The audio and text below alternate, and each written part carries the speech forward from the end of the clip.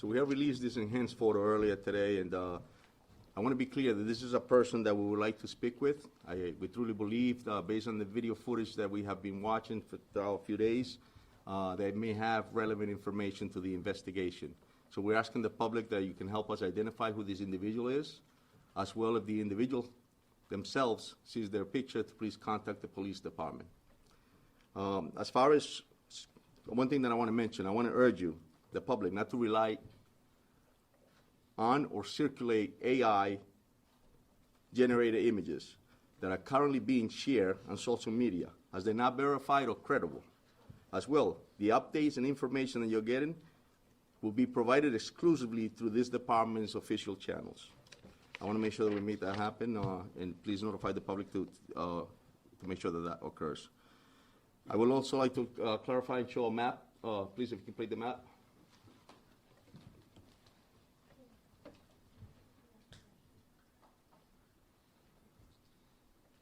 So the map here that you see is actually a map of the area that we have been intensively walking on those streets, canvassing the area. So as you see the blue image, yesterday I mentioned that we need the public's assistance to check their camera assistance or any sort of video that you may have that could be helpful to us, that you, as you're watching it or as you're reviewing it, you feel there may be something that we can use, please notify us. And if you need any help with that, viewing those videos, please also call us. We can come over and help you. The green area, that's color, that's when we have confirmed where the subject was prior to the shooting.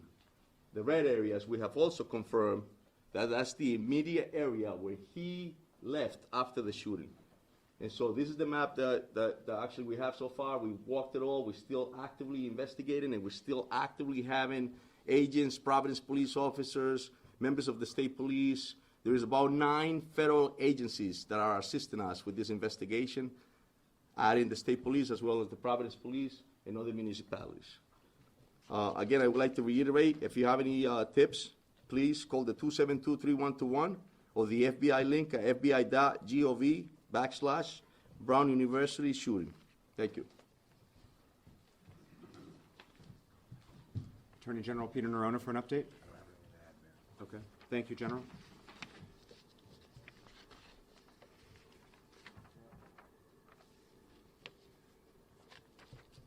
One additional update from me, and then we'll be happy to take your questions. First, I want to just take a moment to recognize and honor the memory of Ella Cook and Muhammad Aziz Umerzakov, who are the 2 deceased victims from this tragedy, and update you on the status of the survivors. Yesterday, we mentioned that 1 individual had been discharged. I'm happy to report that another individual has been discharged today. That leaves 1 survivor in critical but stable condition and 5 in stable conditions. The parents that I spoke with today all reported that their kids were improving. So this is a happy announcement, but I know the entire Providence community, the entire state of Rhode Island, the governor and I were together at a memorial service last night, mourn the loss and offer our most sincere condolences to the Cook and Umerzakov families. Following up on a note that the Colonel made with respect to AI-generated images and other misinformation, we have created an online folder with all of the video and images that have been released. And we encourage both members of the press, but also members of the community. We know lots of people are sharing information, and we appreciate that. We think that will help with this investigation. But we encourage them to download and share the videos and photos from the website that has been created so that you can ensure that you're sharing an accurate and verified photo and video. That website is now live. It is providenceri.gov/tips, TIPS. providenceri.gov/tips is an online file folder that has the videos and photos that have been released to date, and it will be updated as we progress. There's been lots of conversation up here about the heroic work of the hundreds of law enforcement professionals who remain hard at work 24 hours a day and who are, in fact, making progress. I want to close with one additional thank you tonight. All of those tip line calls are coming into the city's telecommunications department, the same folks who answer the 911 calls, and they too have been working tirelessly, and I want to thank the men and women at dispatch and at telecommunications for their diligence. Everyone in the city of Providence truly has a role to play in this investigation, and we're grateful for their assistance. We'll take your questions. John. Colonel, I have a question for Colonel regarding the map. As he's walking around, I want to establish actually, what's the earliest that this person of interest emerges? I believe you had said Saturday morning at 10:30, but then someone else said maybe a couple days earlier. And I recognize that it fluctuates and this is evolving. But as of right now, what's the earliest that this individual, to your knowledge, shows up on camera? About 10:30 a.m. on the date of this tragic incident. However, so like anything else, I also mentioned yesterday that they do case the areas. They do a lot of prior checking for their crime, and so we truly believe that it could be that possibly it was there prior as well. And so we want to make sure that we don't miss anything. And so that's why we're asking the public to help us to ensure within that map area that I mentioned with the borders between Wickeden, Brook, all those areas, Gano, that if you have a camera system to reach out to us. I was in along I Street, Gano today. Tremendous number of federal officials literally going door to door. Would you say, just how would you describe? I mean, it just seems that this is probably right now the most massive, intensive manhunt going on in the world. I think I agree with you on that, John, and definitely commend the men and women, obviously, and all our federal partners. It's a lot of work, and it's intense, as you stated. It takes a lot to be able to knock on doors, see videos. There's terabytes of videos that you have to look, and I mentioned it yesterday. We're looking for a moment that takes almost less than a second, and if you miss it, you're missing something that could be critical and important for us to use.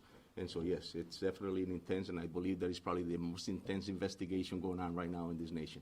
Colonel, the second person that you want to talk to, can you drill down at all on any interactions that you believe you may have had with the main person of interest? Do you believe he talked to him? How close was he to him? Any interactions? What can you tell me?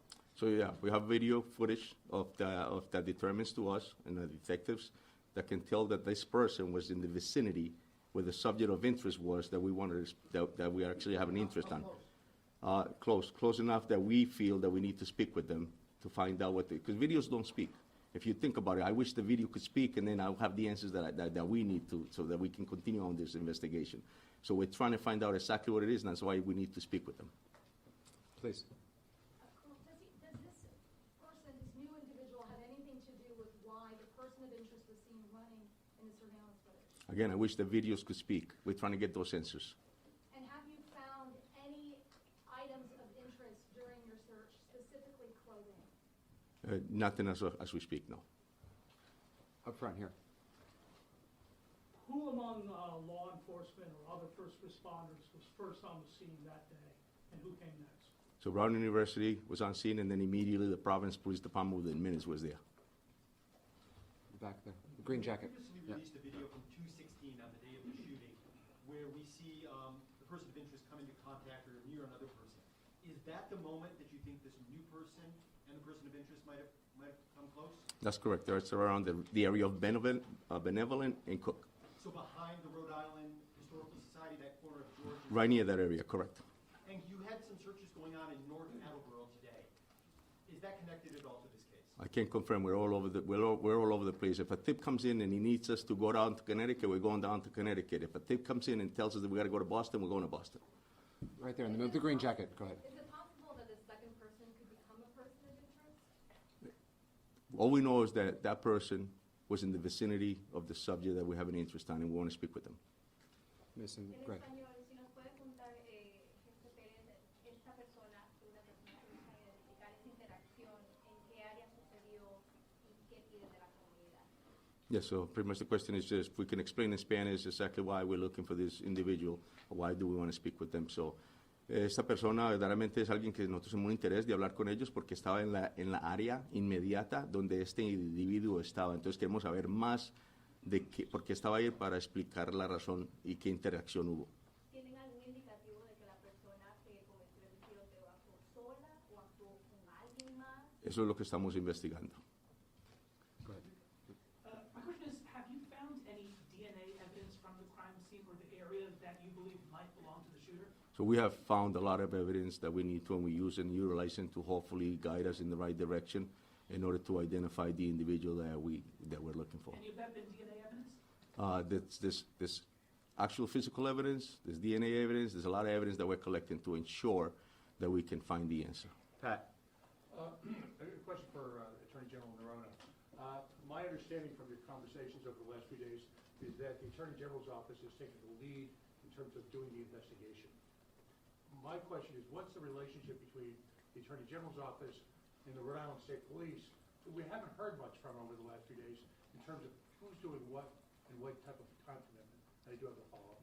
Yeah, I wouldn't say that we're leading it. I think that we are working closely with our law enforcement investigators. So you divide, I think you can divide, in a case like this, the people involved into two groups. So there are at least 5 prosecutors that have been here since Saturday night. I've been here for a fair chunk of it myself, particularly after hours back at the office.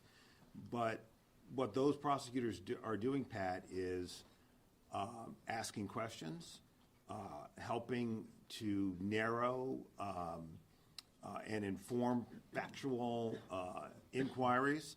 Certainly when there's a question, all right, do we have enough to get a search warrant for a house or a car or a buccal swab from a person of interest? They're informing that. So in any complex investigation, both federally and stateside, prosecutors are embedded with the investigative team, and we bring our own heads to the investigation because we have been involved in writing search warrant affidavits and arrest warrant affidavits and wiretaps for years. And the Rhode Island State Police, what kind of role have they played in terms of investigating? And I still have Well, a quick yeah, the Colonel can answer that, but before you do, Colonel, I just want to make sure that I answer it as well. One of the images that I have most keenly in my mind from a couple nights ago is a state police lieutenant or Derek Melfi talking to John Permiano of the Providence Police, talking to Colin Woods of the FBI, and identifying a certain piece of video evidence that's important to this investigation. And that's how intertwined and cohesive it is, while prosecutors look on and engage at the same time. So I addressed this question a couple of days ago. So this is a very collaborative effort between all of law enforcement, between the Providence Police, the state police, all of our federal partners. We will continue to develop leads and follow that with the evidence that comes along with that until this perpetrator is apprehended. Thank you. I have one quick follow-up for the gentleman from Brown University. Yep. Can you say for the record and with complete certainty that every bit of digital mass surveillance, whatever type of evidence was collected by the infrastructure of Brown University has been turned over to the Providence Police Department as well as the Attorney General's office? Is the Brown University withholding anything, for the record? For the record, we are cooperating 100% with law enforcement. We are turning over everything we have to assist in this And investigation. you have a map, and they are fully aware of whatever surveillance is being taken? All materials are being provided to law enforcement. Tom? Mayor, thank you very much. Regarding the new person of interest video, who may have had contact with the primary person? Does law enforcement not have the capability to identify and find someone when you have like full face recognition without exposing them to public scrutiny? Another follow-up. Yeah, definitely. I mean, it's something where you have to investigate. If you don't know who the person is, it's very difficult, and especially if the image is blurred, it's very difficult to identify him. And so if we had that availability to be able to identify him without the assistance of the public, we would. So at this point, we do not, and that's why we're putting it out to the public to assist us in identifying who this person is. And then with this person of interest that you're looking at today, or the subject that you released today, are we sure it's a man? I know it was brought up in the question before, it could be a man, but are we 100% sure it's a man, or could it be a woman as well? It's a person that we would like to at least speak with. But you don't, there's no giving a gender at this time? No, there isn't. Colonel, there's a black Patrick. satchel that the main person of interest was carrying. In some images, he is seen with it, some images he is seen without Sorry, it. man. Have you recovered that black satchel? Do you know if can you tell us whether he was wearing that, strapped over his shoulder? Yes. Was he wearing it before the shooting, after the shooting? He's wearing it at times, definitely on and off, and I think I addressed that yesterday. Obviously, that we see him in the video with it, and then at times we don't see him, just like you stated. So we're assuming that he actually hid it under the coat that he was wearing, but we don't have it, no. Patrick. For Colonel Perez. Yes.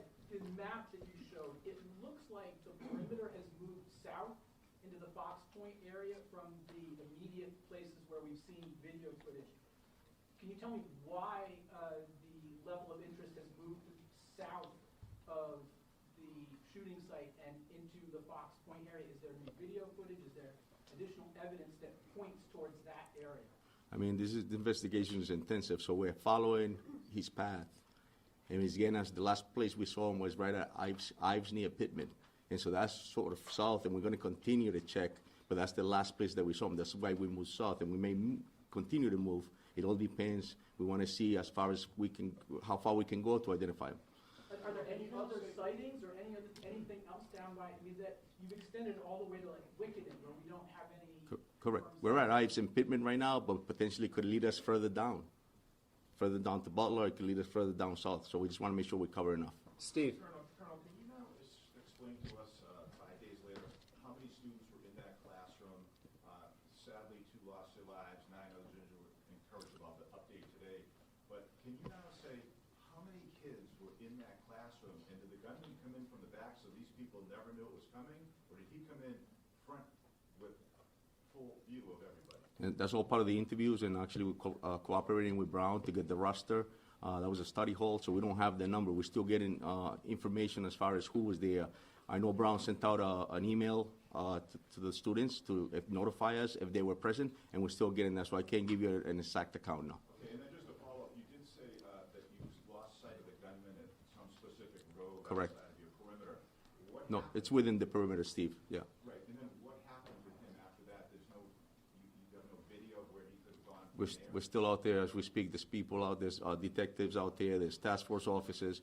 We're trying to figure out what other locations we can find, but we haven't found anything else. But we're knocking on doors and making sure, and that's why I'm putting out the call to the public to assist us. If you happen to be within that box that borders exactly where we want you to look, then that's exactly why we're here. Second row here. Yeah. Inside the classroom, you've done your interviews, you continue to do your interviews. The description that eyewitnesses are giving, does it match the primary person of interest?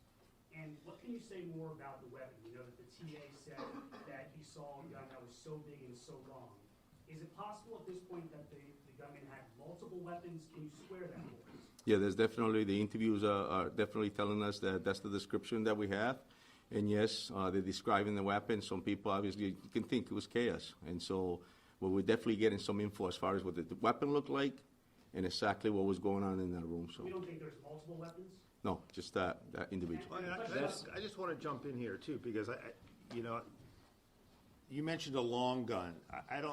We are not in a position to say, unless the chief, you want to square it, whether this was a long gun or not. I think that there's been an account from the TA. There are multiple accounts about multiple things, including how this gunman approached the victims. Those are not details that advance the investigation. Why not?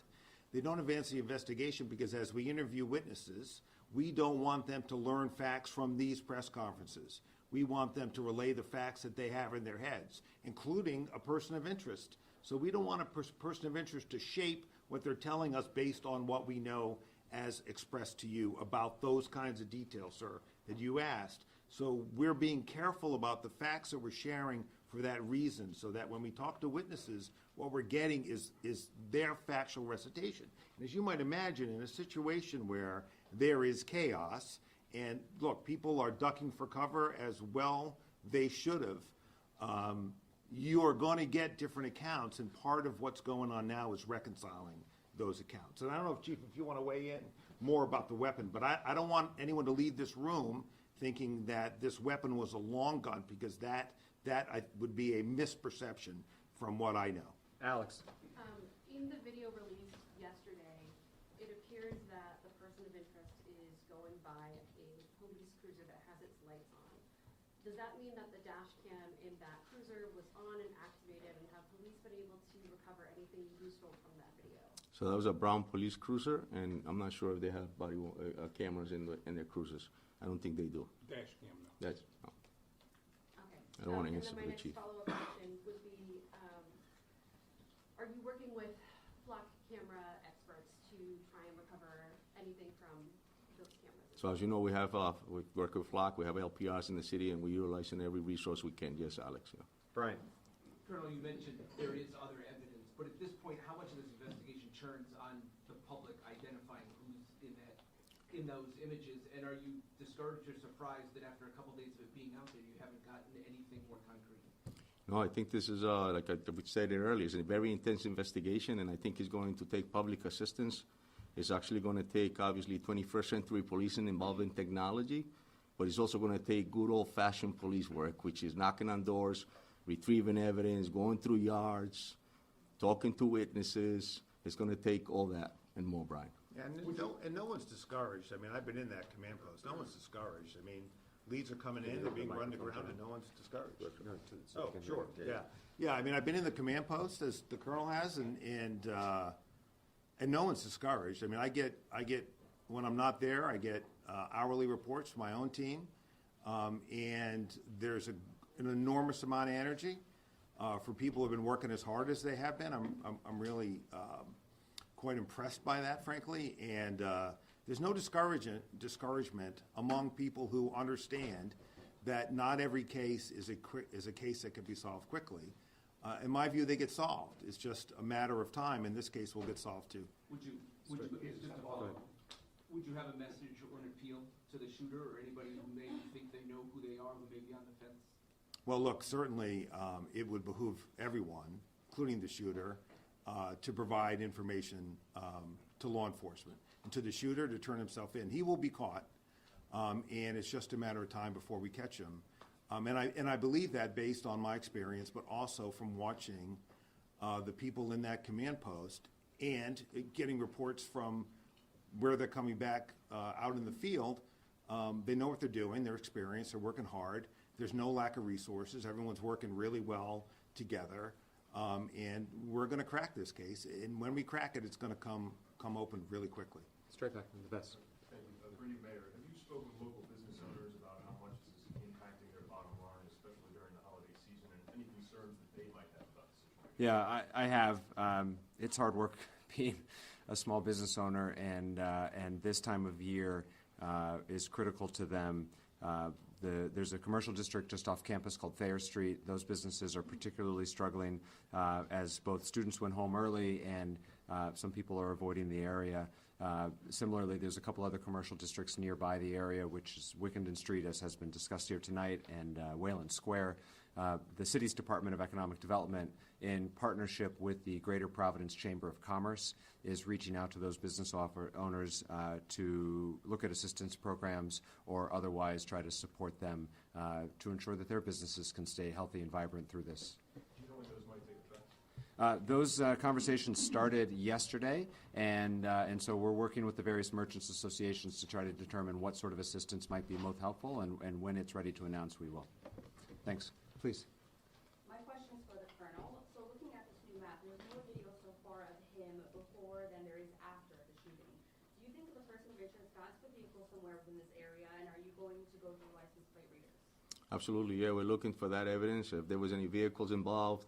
And yes, you're right, he was there earlier, and so that's why we're looking at that as well. And definitely, we're using, I mentioned that earlier, the LPRs, the flock, any cameras. That's why we're making a call out to the public to assist us with that. It's all part of those resources that we're going to need, as the general stated, to make that apprehension. Dan. I have a question and a follow-up first for the Attorney General. Attorney General Dan Janik, NBC 10. Hi, Dan. You had said the other day that you released the person of interest because the DNA didn't match, which would assume that there was DNA of the person of interest in that room.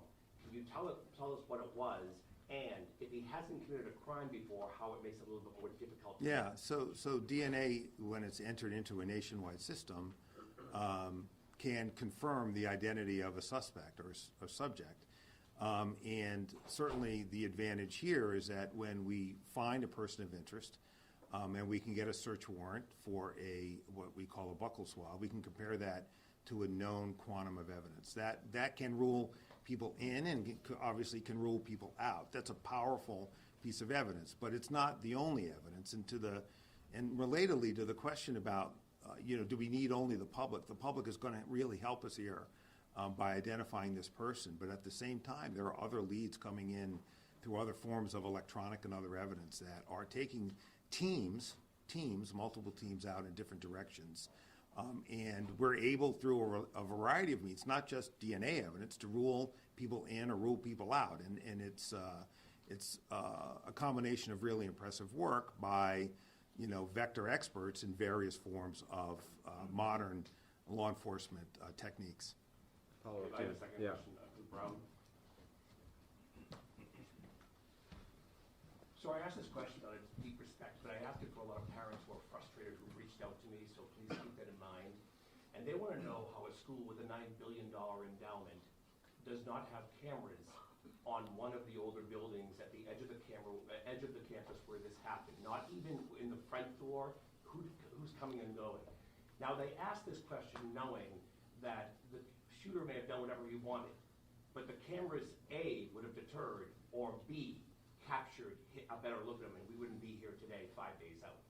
I want you to explain that, because there's a lot of parents who are wondering, where are you investing your money? Yeah, I appreciate that question, and I want to reiterate, as our president did, that supporting our students and communicating to the parents, to our community about our support is of utmost importance. We have 1,200 cameras located throughout the campus. We don't publish the locations of the cameras. That would give a map to somebody to evade detection on the cameras. So that would be counterproductive to do that. There are cameras in this building, and as I answered the previous question, we have turned over all evidence that we are holding at Brown to law enforcement and are cooperating fully with them. So you're saying that there's a camera, you're saying there's cameras in the building. I was told yesterday there wasn't cameras in the building. The Attorney General said, old building, no cameras, attached to a new building with cameras. I believe he said that there were two different phases of the building that might have two different levels of technology. Again, all video imagery has been turned over to law enforcement. That doesn't make sense to Amanda. people. Just want to say that. Okay, I have a question for the chief and a question for the FBI. Hey, Chief. How you doing, Amanda? So, looking at this person of interest, and from witness descriptions, it appears that this person had a genuine familiarity with Brown, possibly with that building as well. Have you, in questioning people, have you questioned and eliminated any Brown employees, current, former, disgruntled, facing discipline, any type of complaints? Yeah, at this point, it's unknown to us. I think that the investigation is on, but it's unknown to us where this person works. It's unknown to us if he was an affiliate of Brown. That's all unknown to us. All we have is the image that we've been releasing and informed you all about it. And so we're hoping to get those answers eventually, who that person is or what their background is. Okay, and a question, follow-up for the FBI, please. Oh, sorry. Yes. I understand that the FBI has, doing tower dumps of cell phone data, and I'm not sure if this is also happening, but if you're also checking the MAC addresses of any phones related to any of the Wi-Fi at residences or at Brown University as well. If so, how long does it take to get that information? Have you even received any preliminary information that is helping you narrow down any potential persons of interest? I will say that I don't want to get into the specifics of the techniques that we use investigatively, but I will say that we are using every resource that we have to find this subject and bring him to justice. But when it comes to cell phone data, how long does it take to get that information? Would we be getting weeks, months? I will say that it varies as it relates to getting that type of data. I will say that everything that we're doing is getting expedited based on the gravity of what has happened here at Brown University. Right next to you. Have you recovered any physical evidence during these recent searches, and possibly including a gun magazine? So we have done extensive searches both inside the location as well as outside. Yes, we have seized and found physical evidence. And does that include a gun magazine? We have found physical evidence. Can you say where? I'm not going to confirm. I'm sorry? Yeah. Please. Colonel, for the past couple of days, we have zeroed in on this particular person of interest.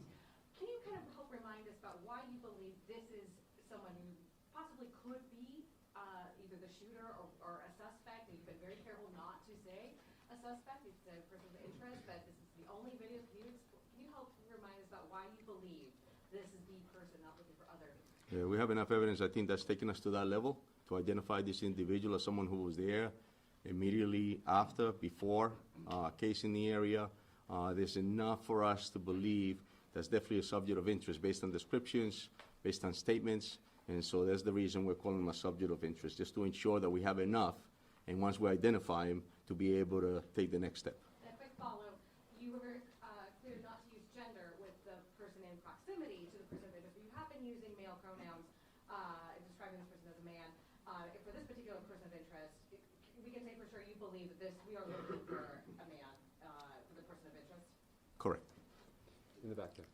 At this point, and this is for the FBI, at this point, this person could be anywhere, right? I-95 runs right through the state. So how are you coordinating with other states to determine whether this person of interest could be elsewhere? No, that's a great question.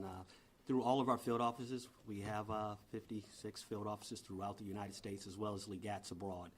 And so the information that we have, once it goes into our data systems, we are sharing that information real time with all of our FBI field offices and the partners as well. And so that is a way in which we're making sure that whether that subject has left the state or even left the country, that we are using that full reach of the federal arm to track that individual down. And a follow-up real quick for one of you. I understand that Brown has 1,200 cameras.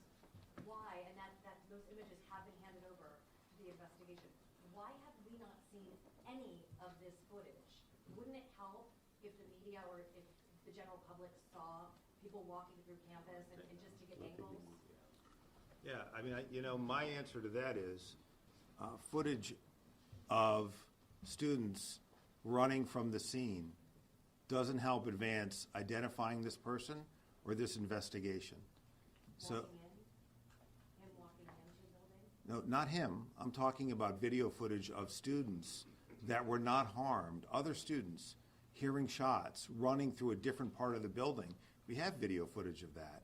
That doesn't help us identify this individual. With respect to Attorney General, I think we could all agree that maybe, within the 24 hours ahead of that time, there is a lot of footage that could be gone through or controlled. Those 1,200 cameras that you say there are in the school, why hasn't that just been released to the public? Well, let me play devil's advocate. Would you like all of it?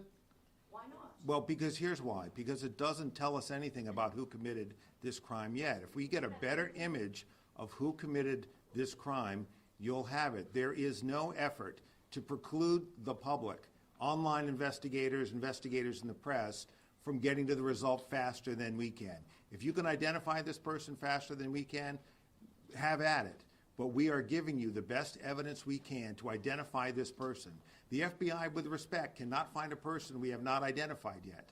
The way we identify him is to focus on this person, exhaust our investigative resources to pull videotape so that we can get an image out there that the public may be able to identify. At the same time, exploiting other evidence to try to track this person in different ways, which has been going on for the last 72 hours. So, what does that look like? What that looks like is information comes in. It could come in from the tip line. The team runs it to ground. They rely on other evidence, the flock cameras that the colonel referenced, other electronic data that Amanda's referring to, and you can rule that person in or out. When that person's is ruled out, you move on to the next one. The way the public helps us now is to help us identify this person, okay? But that's not the exclusive way we're going at it. But it does not advance our investigation to have reams of data out there that don't help identify the shooter. And we're confident of that. My follow-up question just to that was as well is, we speak a lot about the public helping as well, and we know that the FBI is involved. But 5 days, a person can get very far in 5 days. What are the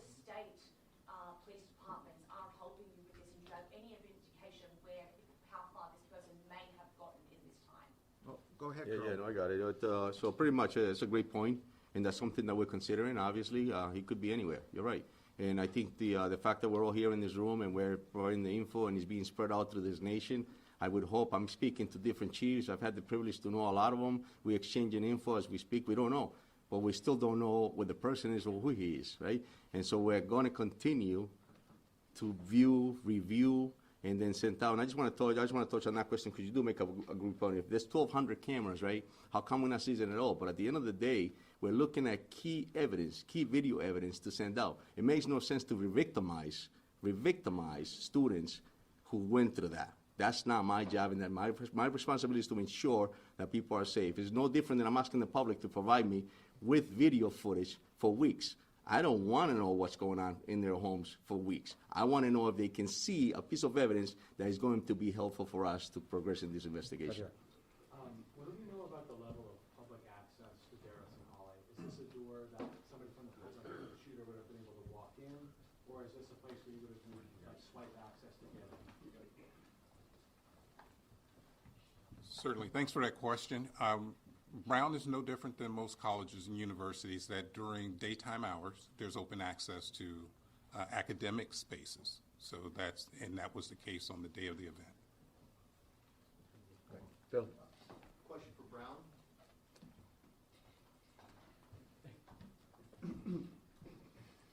There are some buildings on campus that have what may be private or non-police security guards posted at the front entrance. Was there a security guard ever posted at the engineering building entrance? If so, were they there that day, and what did they do? And if not, why not? So maybe I'll ask our chief of police to speak to that. On that day, we did not have and do not have a security asset posted inside the building. Is that atypical of a Saturday or in that particular building? How do you determine where security is posted, and is that under the purview of Brown Police? That is typical for that academic space. That there would not be a security personnel? Correct. Right, Brian, there you go. One for the colonel, one for you, Mr. Mayor.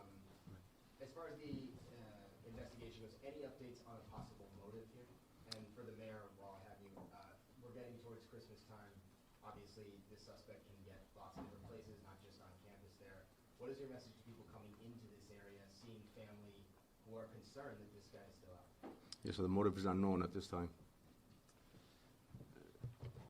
We're, what are we, a week away from Christmas now?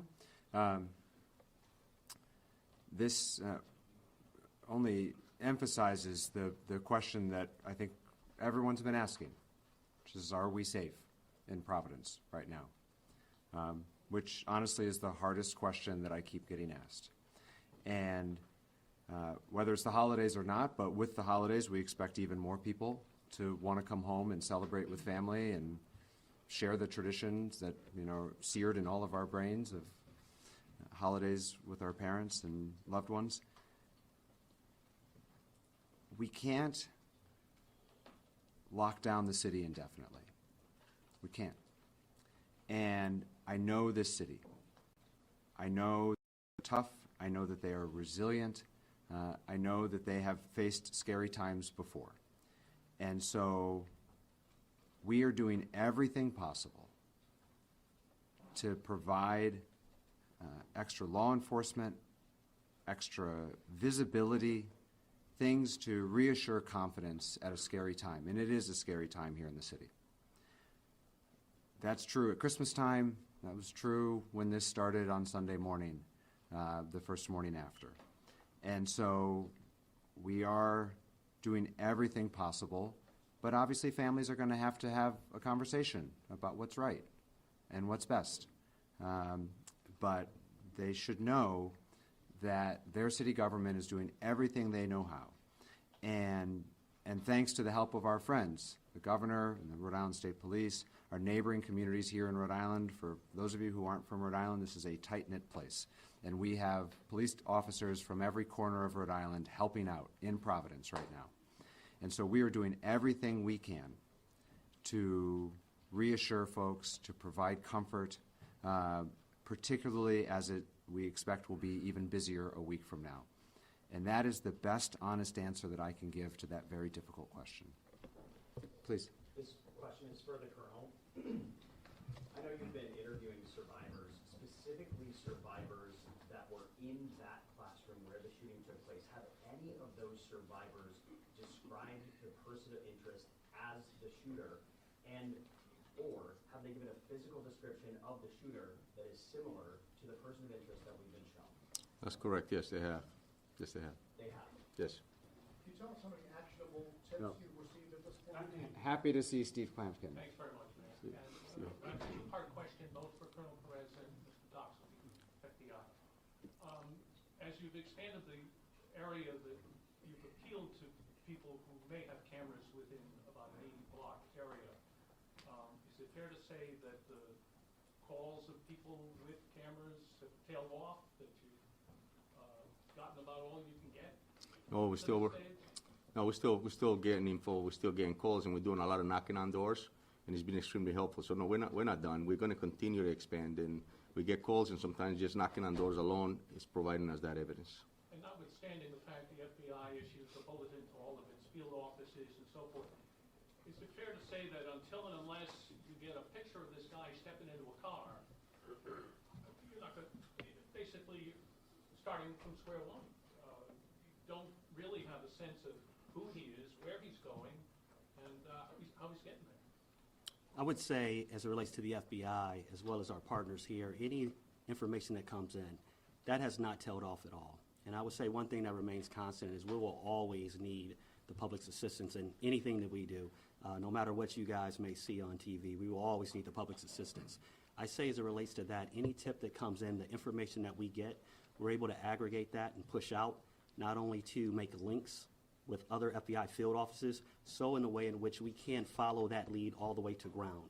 And so the information that is coming in, we are pushing that out throughout our field offices, throughout our partnerships into that community, and then we get it back as well. That's helping us to cross off leads in which are not valid, and then to push on leads that are valid as well. But without that, I don't know if it's a video or something that shows him stepping into a car and you get a plate or something along those lines, it makes your job that much more difficult. Yes, and I mean, I think we mentioned this job is painstakingly difficult, but we've signed up to do it. As the AG mentioned, we have not lost any vigor or investigative rigor as we've gone forth into this. I will say that evidence that you're talking about sounds more like a smoking gun. Oftentimes, within my experience in the FBI, and I'm sure our partners as well, we get seeds.